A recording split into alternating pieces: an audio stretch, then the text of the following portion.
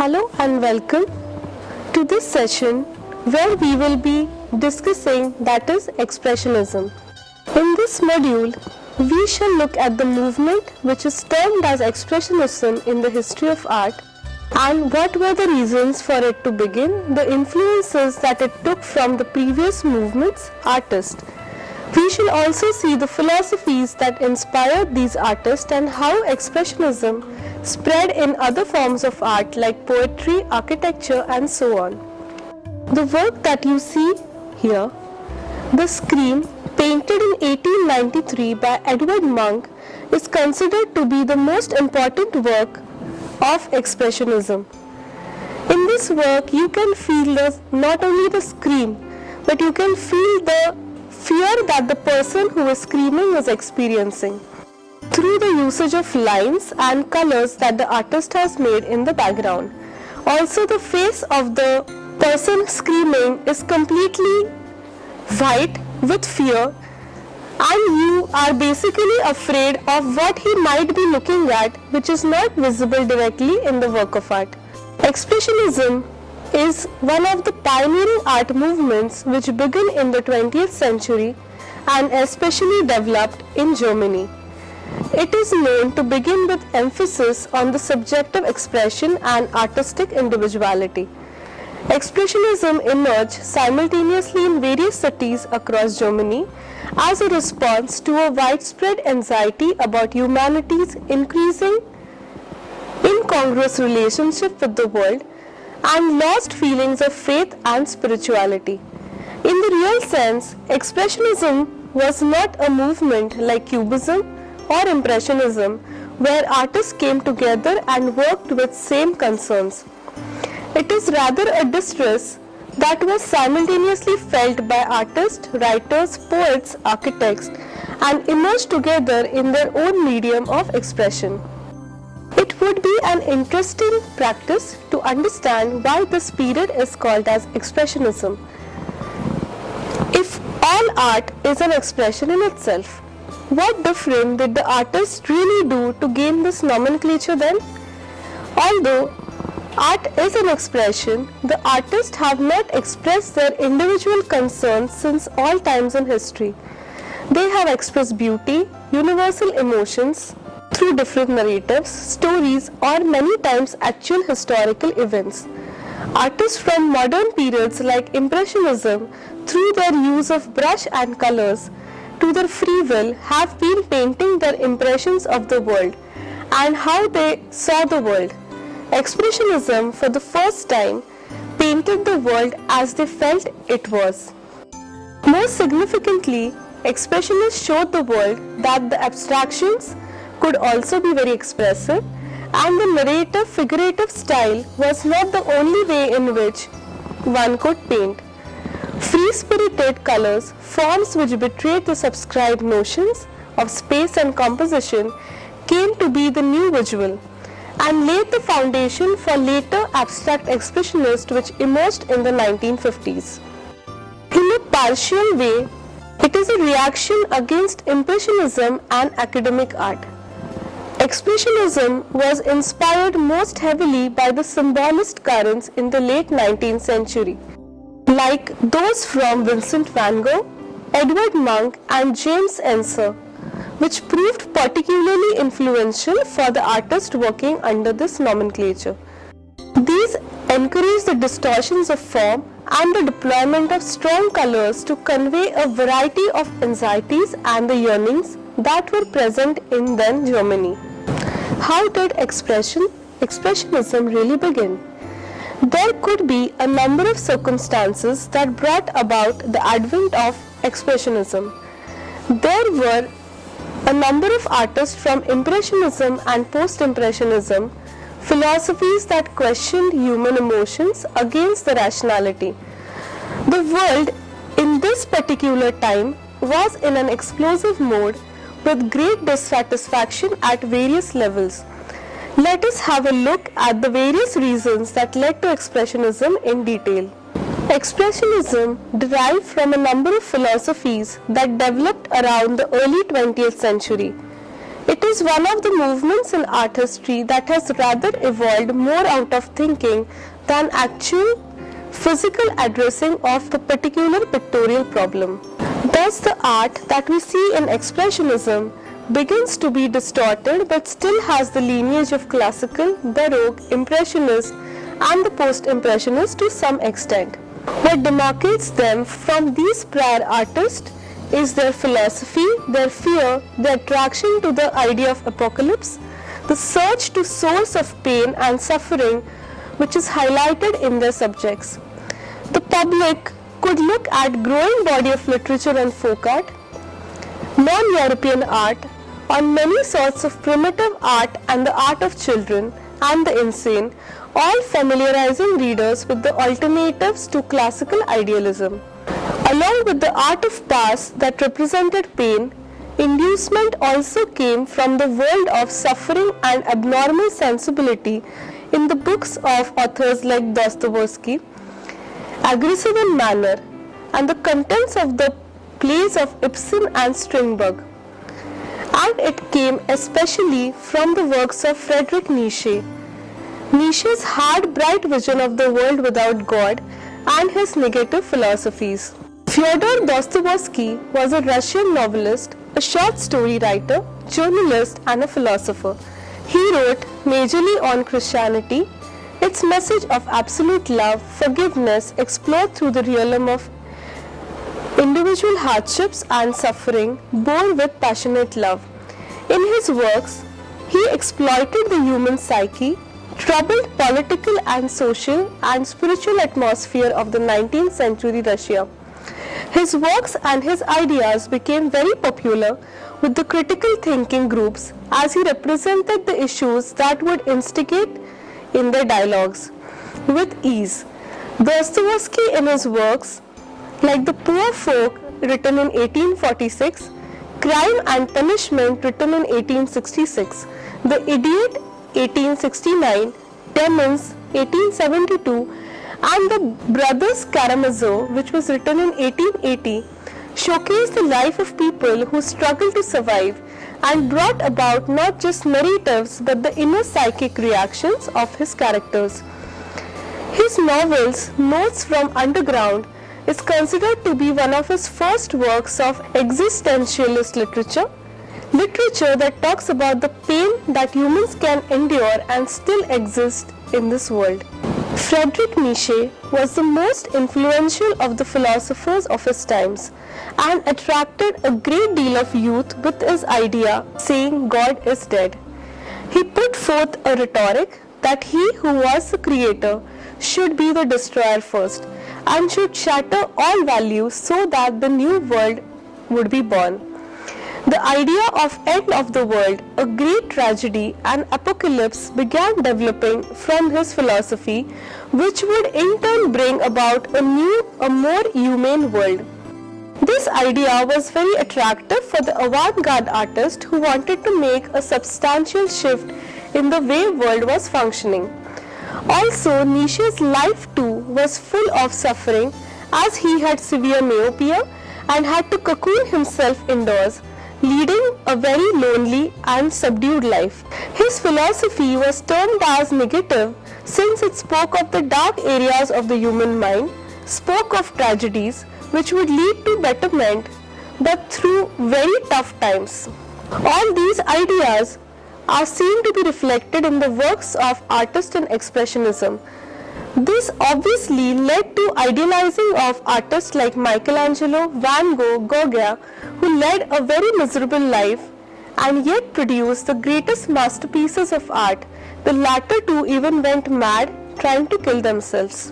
The ideas of Nietzsche were also very attractive to the people in Germany who believed that their country was losing out on the spiritual content.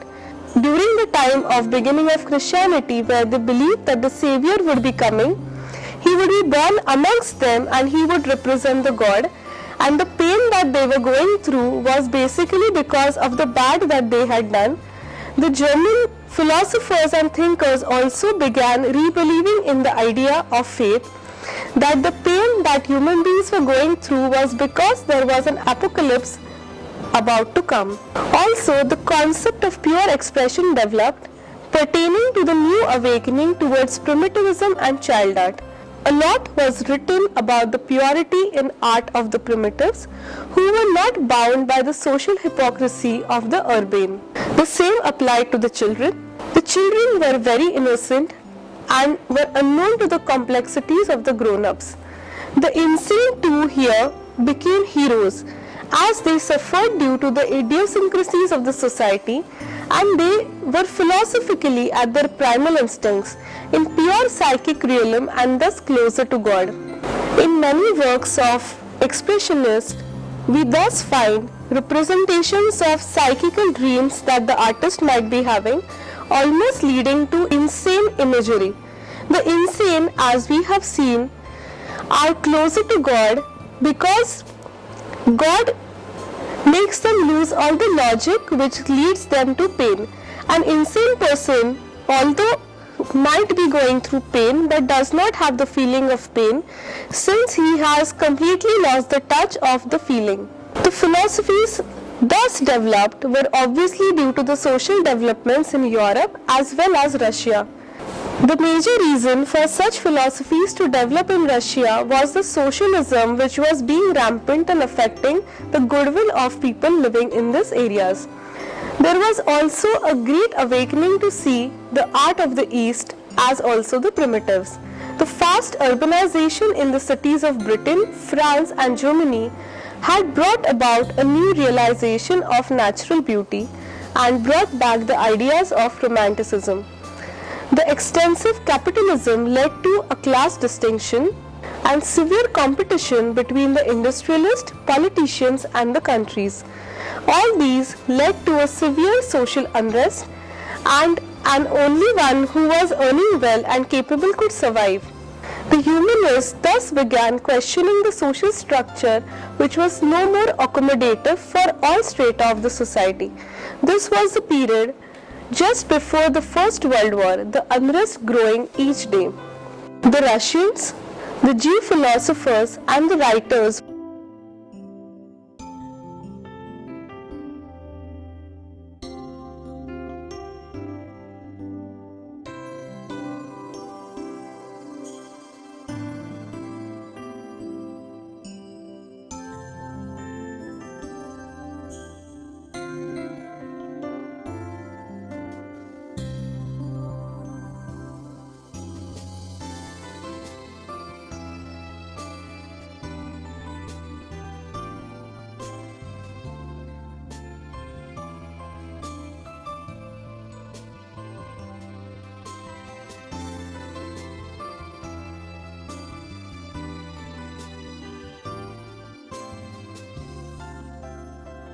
were expressing themselves explicitly in Russian socialism model as it had developed severe problems. The government and the higher social order exploiting the lower class. Especially in Germany, there was a serious employment issue and the ideas and individuals like Adolf Hitler had begun to emerge. There also came about an important development in the form of Bauhaus in Germany, a school of design which was influenced by the philosophies of Immanuel Kant, who spoke of pure beauty, of pure expression, which came about only through lines and colors, patterns, and could be experienced by all universally. That experiencing emotions was possible for anyone and was not for an intellectual activity. Development of camera had made straight naturalism a commonplace thing. Art Nouveau had already taken remarkable liberties with normal appearances in order to exploit the expressive capacities of line and form. Why psychologists explain how our affections responded to each element. The fall of government in Germany and the coming of the First World War were actual revelations to the ideas of apocalypse and the change that the philosophers and artists were framing to be happening in sooner future. All these developments were instrumental in what we see today as Expressionism. Expressionism took great influences from artists in much previous to their age, Since, as we have already discussed before, expressionism is something which is inherent to the activity of creation of art. What you see here is a work called Crucifixion at Isenham Altarpiece, painted by Matthias Grunewald during the Northern Renaissance, approximately around 1512 to 1515. The detail of this work will show you the gruesome face of Christ, who is going through extreme physical pain although being a god.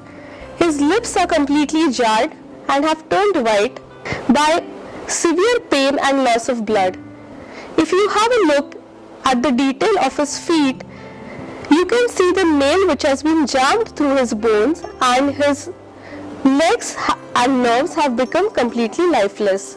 Expressionists greatly admired such works of art. They realized the power of colors and shapes, of brushstrokes and textures, of size and scale. They realized that the usage of all these fundamental elements of art was not sufficient and subject could not be abandoned completely. This awareness was beginning to be increasingly popular around the 19th century as artists assumed the power of music, which could directly affect without any descriptions or narratives. Being extremely fascinated by works of artists like Grunewald, the expressionists realized the power of colors and shapes, of brushstrokes and textures, of size and scale, and believed that it was sufficient and that subject could now be abandoned completely. This awareness was beginning to be increasingly popular around the 19th century as artists assumed the power of music, which could directly affect without any descriptions or narrations. The artists who were questioning the mechanical reflexes of the Impressionist color strokes now looked more towards the free-spirited Romantics. The Romantics also led to a growing awareness provoked by nationalism of freedom enjoyed by other than academic artists from the previous centuries. The German artists thus began looking back at the German Renaissance and realized the expressionist qualities in the art of Dürer, Aldorfer, Bosch, and especially Grunewald.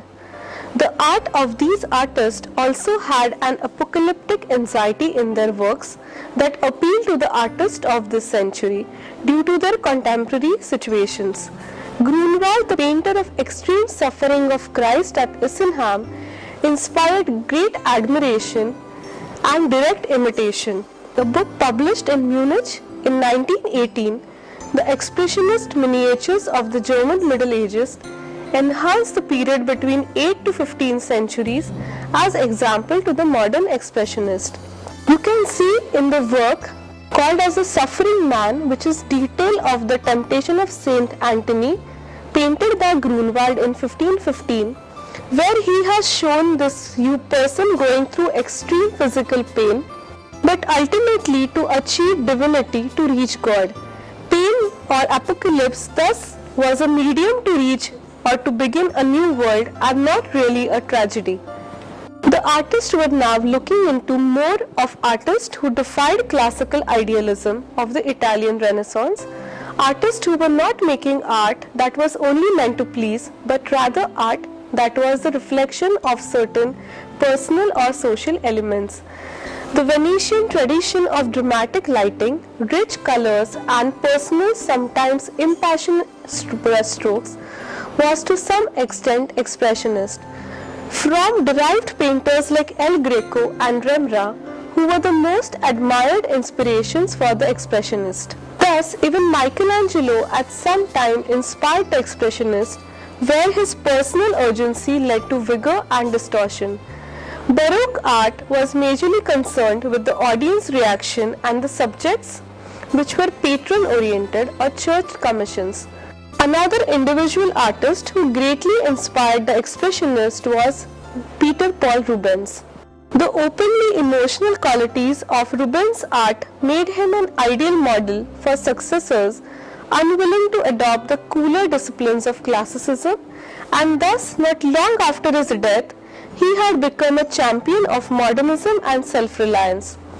Rubens was able to portray in the known subjects a great individual emotion, the pain, the suffering, and the coming of apocalypse that attracted the expressionist artist.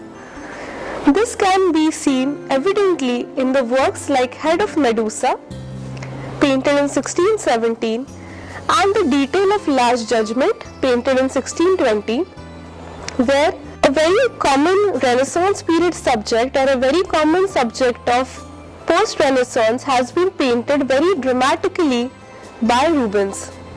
Expressionism was also the age of great individual awakening, and thus Rembrandt too became very important for the artist for their self-expression. Rembrandt, who is most popularly known for his self-portraits, which are almost a pictorial history of his living, became very significant for expressionists who also extensively painted their self-portraits. For example, if you have a look at this particular work, which is one of his self-portraits, he is seen coyly smiling, creating mystery around him. Rembrandt's use of color, chiaroscuro and brush, of line and contrast or subject even was extremely subjective.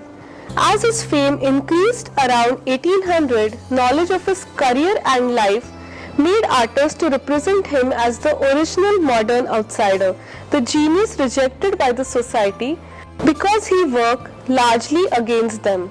The 18th century age of enlightenment values above all the individualism, but it reversed in Romanticism, which rather championed the introspection, to some extent questioning of the social that swept through all art. Artists like Francisco Goya, William Blake, Delacroix, Friedrich were outstanding contributors to the idea of artistic creation rooted in the unconscious personal and superpersonal forces, which made the artist mere medium to express the sublime, the universal truth. The renewed Romanticism of the later 19th century became the immediate basis of modern expressionism, with artists like Paul Gauguin, who rejected the European civilization and celebrated alternative existence in emotional form and color. Enser's sudden shift from fine painting to intentionally shocking technique and subjects, Munch's use of hallucinatory images giving public form to his private miseries, Van Gogh's passionate yet controlled deformation of nature and intensified natural color. These were immediate models for the 20th century painters seeking expressive means. The life of these painters too was very significant, as they all suffered and yet rejected the social order to live their lives as they wanted to and paint their works as they wished to be painted. With all these artists and artworks idealized, like the Starry Night by Van Gogh, painted in 1889, or the Yellow Christ, which was the epitome of Expressionism, painted by Paul Gauguin again in 1889, the Expressionists began working, portraying their fears, their personal anxieties. The personal life of the artist now became very significant. The artist rejected the contemporary ideas of beauty and pleasure, rejecting the social established notions began to be a fashion. The expressionism that we thus see today was an idea that emerged out of a number of influences and inspirations. The art that we see is thus not alarmingly different in visuals. The artists were interested in more of conceptual changes than the modes of compositions.